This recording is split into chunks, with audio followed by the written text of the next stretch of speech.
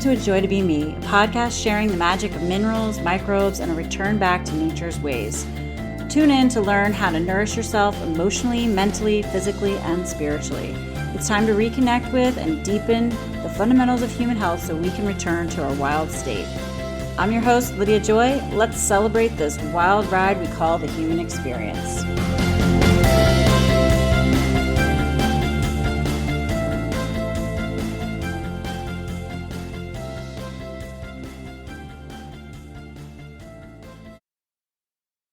Alrighty, my friends, settle in. I got a lot to say today. What a time to be alive on the planet. There is so much to talk about. There is so much to undo, so we can do what needs to be done in order to restore our collective wellness. And I'm going to be honest, this really has to start with individuals who are ready and willing to do the work to unravel what has led to their own breakdown or burnout. And truthfully, this is in large part due to the infrastructure we've all endured. So while we each have our own unique challenges and difficulties that we need to see, we need to recognize, and we need to process, and we need to work through, none of us are alone in that right now. We're not the only ones affected, and struggling or dealing with the need to deeply repair our wellness. We're just affected uniquely as individuals, right? And I believe that if you are someone listening and you're ready to do the deep inner work and you're on a healing journey, this episode is for you. I want to get into this. This is the kind of conversation I'm having behind the scenes with people coming to me and my closest friends. And it's really about a piece of, recovering your health that needs to be addressed. And we have to talk about, and I'm going to say it this way, unfurling our patterns and conditioning. And so if you're listening and you're on a mineral balancing journey, if you even know what that is, or maybe you're on a health journey and you're just now, kind of finding out, holy moly, we missed the minerals, we missed all these things, right? I think you're going to appreciate this episode. So I had a discovery call with someone the other day, and during our conversation, they said, I've been working on unfurling my conditioning. And I loved that phrase so much, I decided to use it and expound a bit as it fits right in with what I want to share in today's podcast. And in the past couple of years, more so in the last year, I've talked to many people who have already embarked on a healing journey utilizing hair tissue mineral analysis and mineral balancing as a piece of the picture for them. And they found this body of work, this modality, maybe it felt like, oh my gosh, this makes sense. It's like the missing piece. They resonated with the whole minerals being like a huge factor, both missing and misunderstood. And then, I have a conversation. They come to me, they want to chat because while on this journey, something is missing for them and they can't quite pinpoint it entirely, but usually it's that they need more nuanced support, that the structure of their program isn't meeting them where they're at, and their practitioner may not have the resources or capacity to actually deviate from, the formulaicness of whatever program, they're utilizing. I don't know. I can't speak for everyone. I'm just picking up on a pattern that I'm hearing repeatedly from clients. Now, bear with me for just a second. I want to point this out because it's what I saw long ago and why I chose not to adhere to the way HTMA was being practiced back when I got started. I personally wanted to understand all the concepts of mineral balancing. I wanted to understand the principles. I wanted to deep dive, but I also wanted it to match me. what I was seeing in myself and my family, and then the patterns of where we are now at as a collective. And I believe because we are all used to system-wide infrastructure and therefore protocols, such as like the medical system, the school system, the food growing system, all of these, we're like so accustomed to looking to, Lydia's air quoting, experts, right? Or authorities, gurus, whatever you want to call it. And we're also used to being put into structures, like almost like cattle. We're like herded, right? There's a reason for this.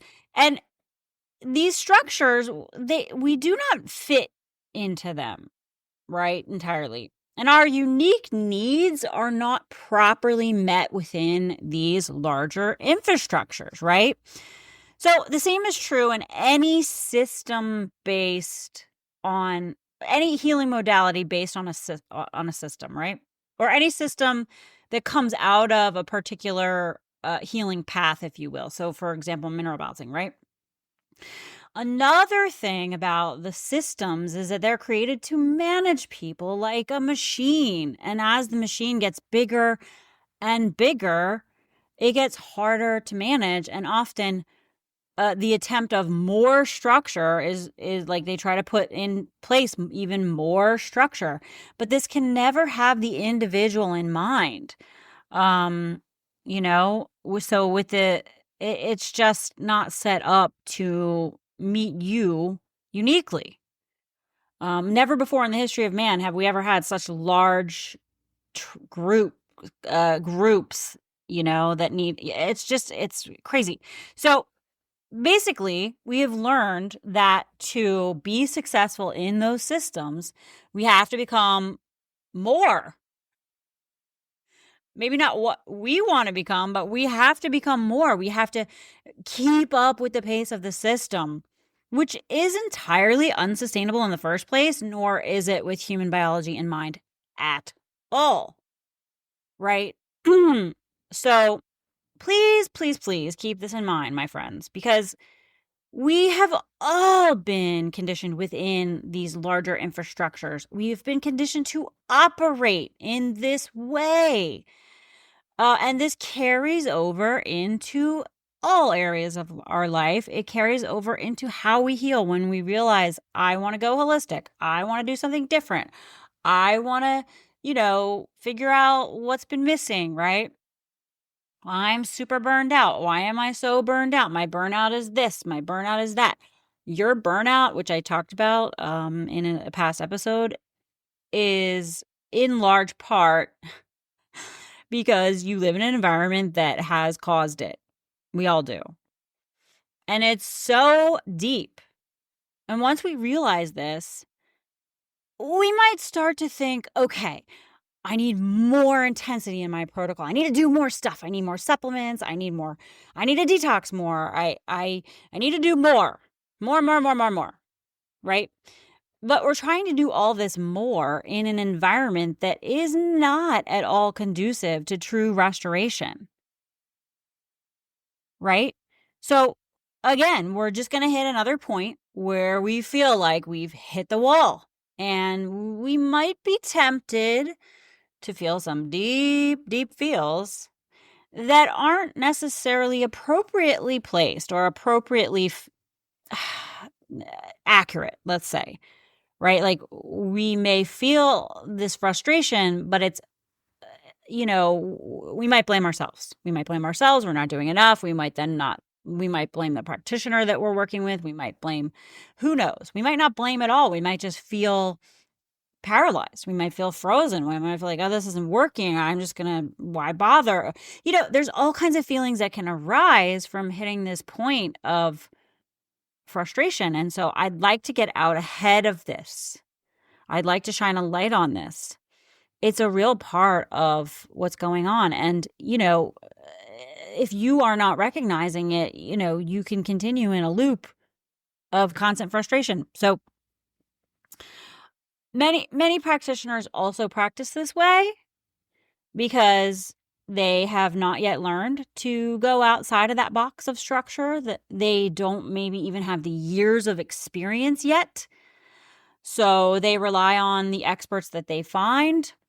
But what the experts should be encouraging is the principles and the concepts, and that there are many paths to healing, and we all need to be able to navigate this uniquely for ourselves. We all need to be able to relax enough to feel seen within this paradigm, and to feel safe within this paradigm, and allowed to reconnect with our own inner authority and intuition. And honestly, this is quite a process. It takes a lot of time, you know? And you need to surround yourself with people who see this and understand this and can acknowledge that it's a piece of the puzzle. It's a piece of your journey. It's a piece of your path. We need our practitioners to be our allies and our guides, but we also need to take our own responsibility for ourselves. We need to learn this, and hopefully our practitioners will advocate for this in our work together as well. I'm just pointing things out. I'm team, let's come together here. Oh man, that shared. Many people are finding themselves really frustrated for being in the same HTMA pattern for a year, 2 years, maybe more. And they often just don't understand why they aren't recovering at a rapid pace. Perhaps this is being promised, by hearing it maybe communicated or marketed to them in such a way. I don't know how people are receiving their information around this modality, right? Or maybe you've heard someone else's apparent success story, or their enthusiasm about the current success they have, and maybe they don't realize they have more to go, right? Maybe they've healed something and they're so ecstatic, and you read it and you're like, oh man, they healed this thing and it didn't seem hard for them, and I'm still struggling, right? Oh, we cannot do this to ourselves. I believe that, most communication about health is so lacking in depth and nuance and history. It is so unfair to compare yourself. It's better to be in acceptance of where you are and seek a more gentle, honest, true, realistic, kind path forward. And here's where I think most of us need to work to unfurl our conditioning. Okay? So let's start to reframe your story together today. Unfurling our conditioning is like peeling back layers of a lifelong story we've unknowingly told ourselves, often without ever examining the origins or purpose, right? So this conditioning, these automatic thoughts, beliefs, behaviors, it starts early, shaping how we move, how we speak, how we interact with the world. It's woven from our childhood experiences, our family dynamics, societal norms, all the cultural messages we've absorbed over time. But what if these layers are not really us, but more like borrowed truths that we've simply accepted? So to unfurl this conditioning is to question everything we once accepted as given. It's about noticing when a thought feels like an echo from someone else, an expectation placed upon us, or an internalized judgment that keeps us small or holds us back. It can feel a bit like disassembling a puzzle, identifying each piece of who we are and where it came from. Each time we pause and we ask, is this truly mine? Does this really serve me? We actually create expansion for ourselves. We create new space within ourselves for our actual self, our genuine self, our authentic self to begin to emerge, unburdened and freer, right? This process is messy. It's beautifully human, though, you guys.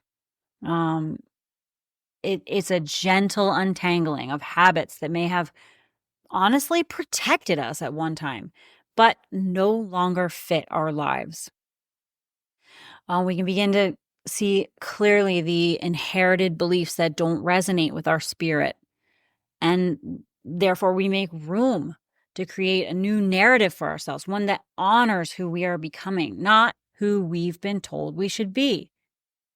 Unfurling our conditioning is an act of love and liberation. It invites us to see ourselves not as fixed beings, but as ever evolving. By slowly unraveling each layer, we can reclaim our essence, you know, like who we are at our core, right?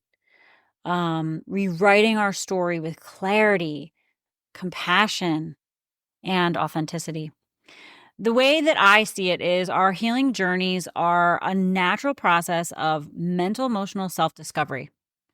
And in the, hopefully there's some psycho-spiritual growth that will follow this if we find ourselves then repeating patterns we've accumulated our whole lives. So it's important to be honest about the fact that this is just a part of the journey. Self-sabotage, poor choices, even when we, are intellectually know better or genuinely desire to move forward. Maybe we make mistakes. Maybe we follow directions that are not right for us. And also we have to realize this is a necessary part of our growth. So, it's part of the story. So the frustration we feel is just a message. It's just trying to tell us, hey, pay attention. There's something here that needs to shift that you need to see, right? Right. So when you feel that even though you have the strong desire, um, you know, you're not necessarily working against yourselves technically, but you are in the moment. Right? You're working with yourself, and sometimes that working with yourself puts you in a place of like, hold on, something's not right here.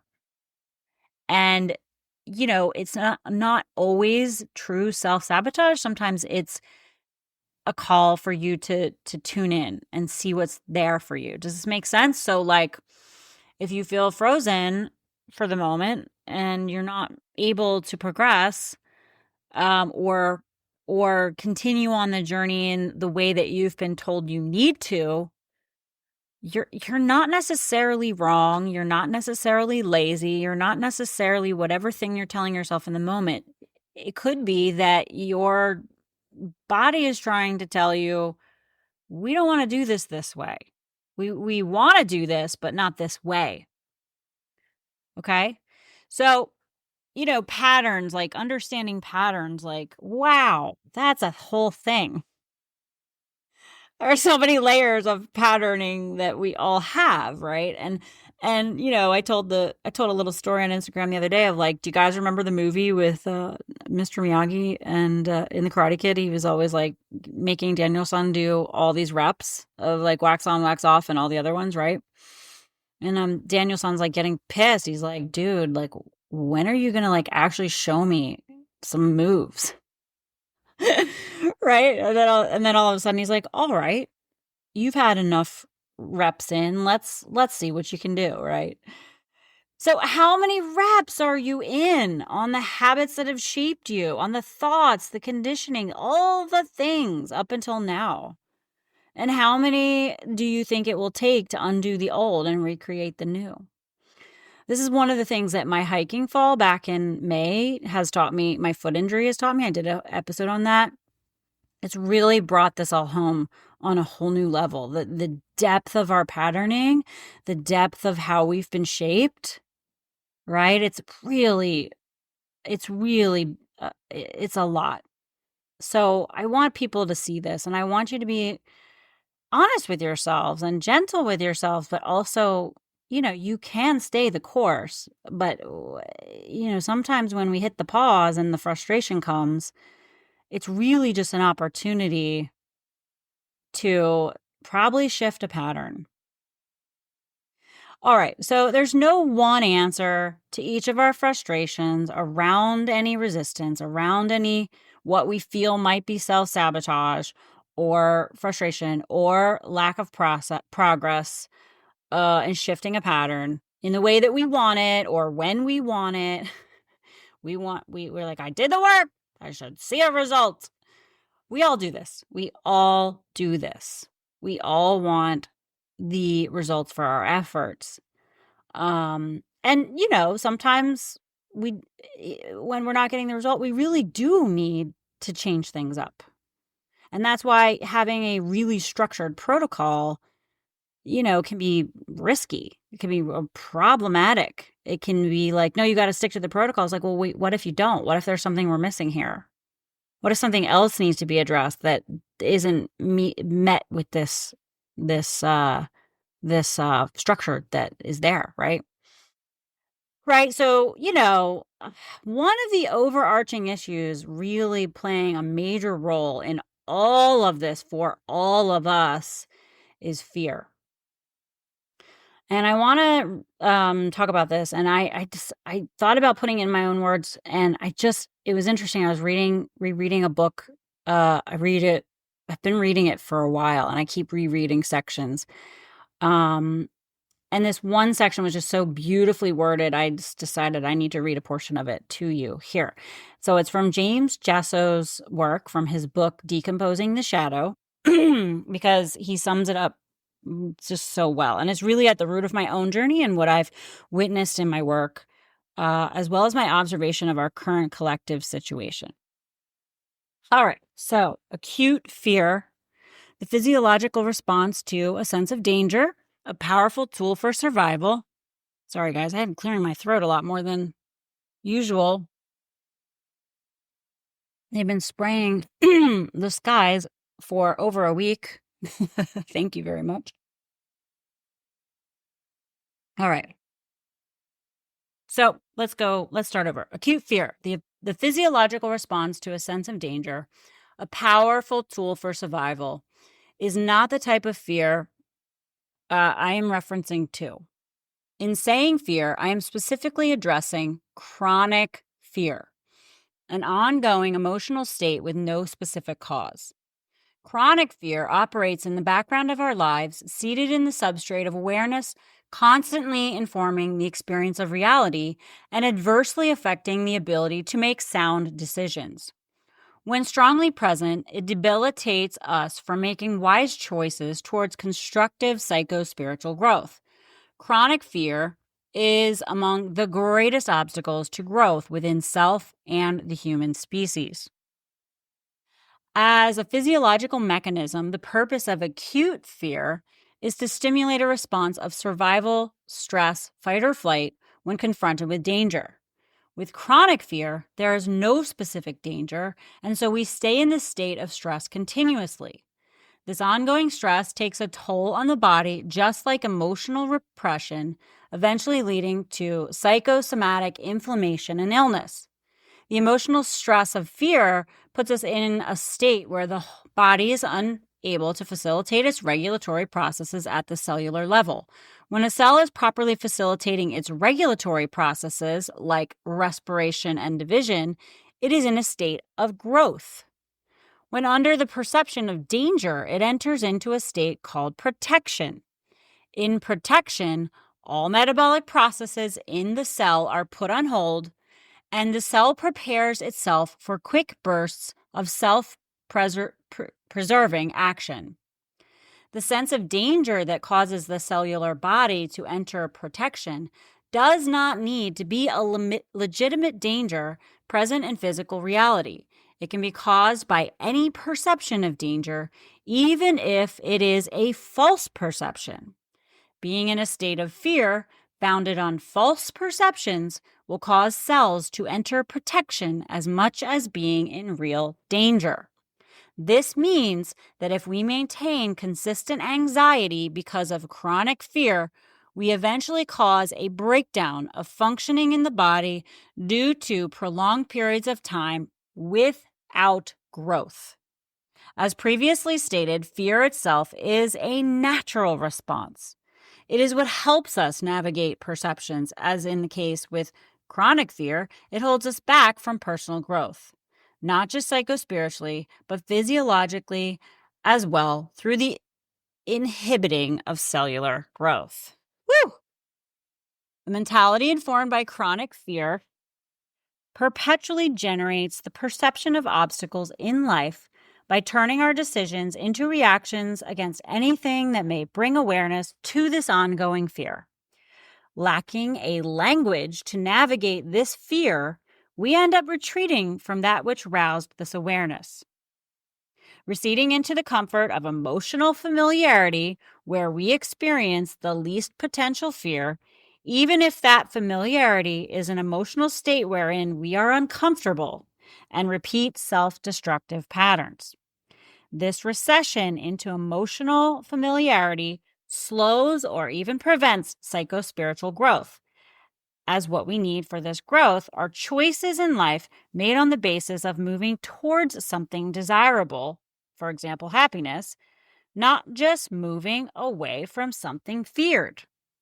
In order to redirect focus from fear-based reactions to self-confident, courageous, and constructive personal growth, we must address and dissolve chronic fear. We do this by first recognizing that a major cause of chronic fear is directly facing our fears. The fears of dealing with responsibilities, of dealing with the past, dealing with debt, with relationships, with lies, the fears of dealing with the honesty of our emotional experiences, etc. We generate chronic fear by evading the experiential weight of the emotional potency for fear itself and all of its associations in life. Once we learn to face the root, the emotional potential for the experience of fear, we will learn how to differentiate between acute fear rising from legitimate danger and chronic fear founded on false perceptions and cultural conditioning. This enables us to become mindful of and move beyond the obstacles of chronic fear. This is not an easy task. Often we are not offered opportunities during the early years of our development to learn how to face our deep fears, as it is not part of our cultural traditions. We lack the once unanimous practice of rituals that cultivated this type of experience for discovering and exploring courage.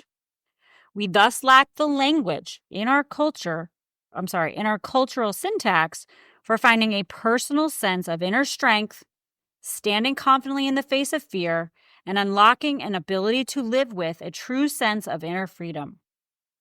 Instead, cultural conditioning has trained us to desperately avoid facing fear at all, while simultaneously embedding languages that reinforce chronic fear. I see us brought up in a society that encourages cultivating a perception of happiness and comfort, contentment and solace, passivity and compliance through social norms that label any uncomfortable or dark emotional experience as sick or wrong, effectively removing us from recognizing the benefit of discomfort and challenge. This disconnects us from recognizing our fullest personal capability to deal with fear, change, and challenge. All the while, in order to maintain the cultural status quo of political and social hierarchical control, the same society perpetuates chronic fear through various modes of manipulation, such as mass media propaganda, force-feeding its participants a reality of rampant consumerism, economic scarcity, and self-repression. In participating with this societal norm, we perpetuate a language that encourages chronic fear and the evasion of emotional responsibility, a language deficient in genuine self-confidence, mutual respect, compassion, or courage. This dynamic confluence of manipulating forces keeps us unconscious to the dramatic presence of chronic fear and our full emotional potency. Chronic fear is among life's greatest challenges, and many of us lack the syntax to be aware of its detrimental effects.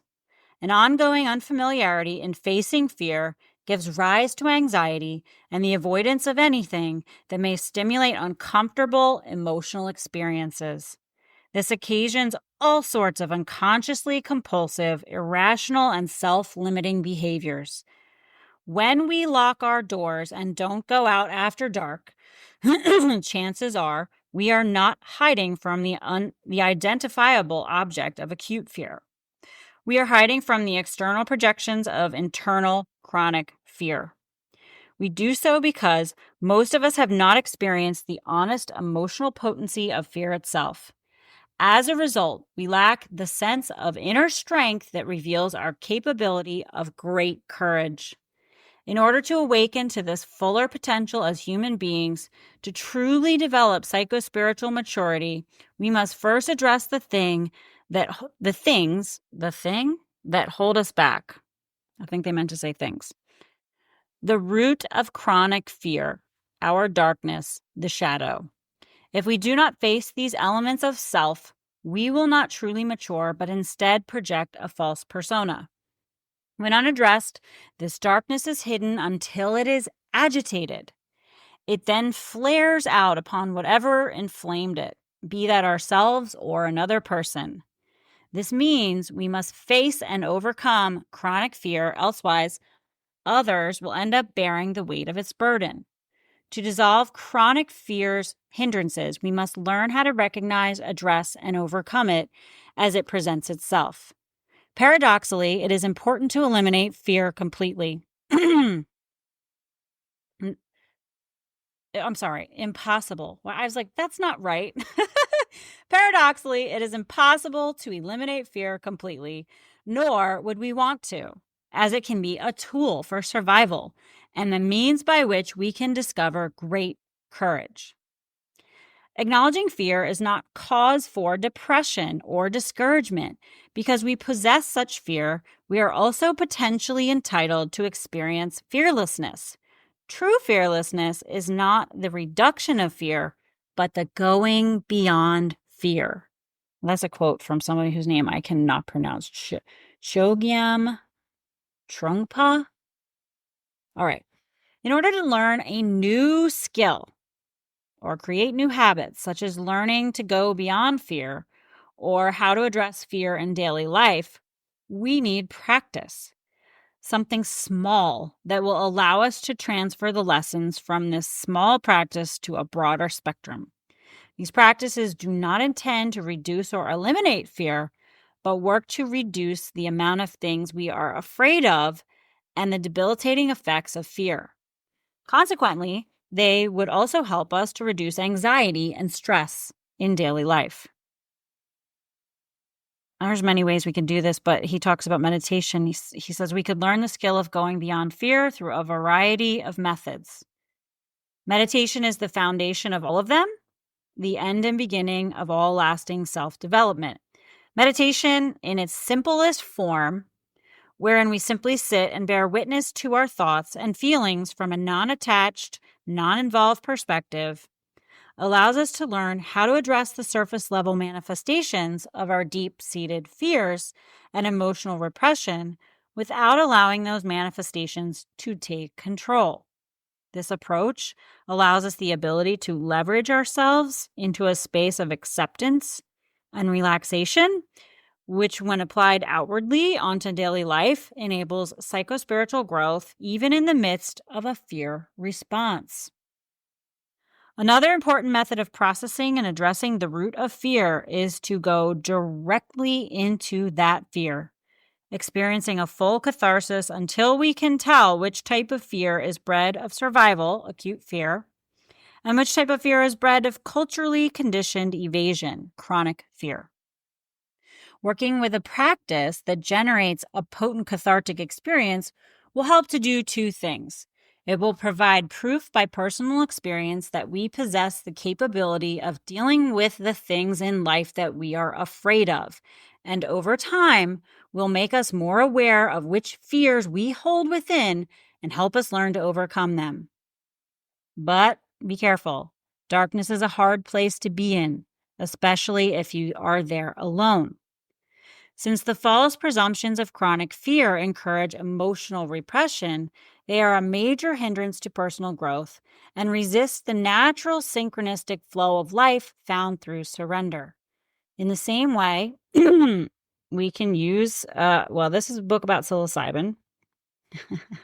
So, psilocybin is one way. There are others. But what the goal is to dissolve emotional repression through emotive psychosynthesis. It can help in reducing chronic fear by revealing great courage through the process of facing the shadow. In learning how to face the root of fear, to face the shadow, we also begin to reduce the emotional resistance to the unfolding events of life. We begin to reduce the chronic inflammation associated with emotional repression and fear. We ultimately develop confidence within and ability to deal with whatever life brings, allowing us release into its synchronistic flow and enjoy the ride. The last quote says, "Don't try to push the river, it flows by itself." I love that. I mean, I don't know about you guys, but I want to get in the river and go with the flow. Let it carry me. So, and I did talk about, I hinted at mushrooms in my episode recently about mushrooms and the amanita. This is something I'll be talking about more in the future. I do want to just quickly mention that. But there are a lot of ways that we can move towards supporting ourselves with all of this in mind. And I just truly believe that if we are not getting in there, and I'm here to shine a light, and the light is to show what's in the shadow, what's being hidden, what we're not looking at, right? Because when we don't, it's in the backdrop and it's a part of the story that you're experiencing. And if you just don't know how to navigate it, or you don't recognize it's a piece of the puzzle, the work that you're doing in healing yourself is going to feel that way. You're going to have that feeling of like, oh, I can't break this pattern. I can't break this pattern. I can't break this pattern. It's not true that you can't break the pattern. You absolutely can.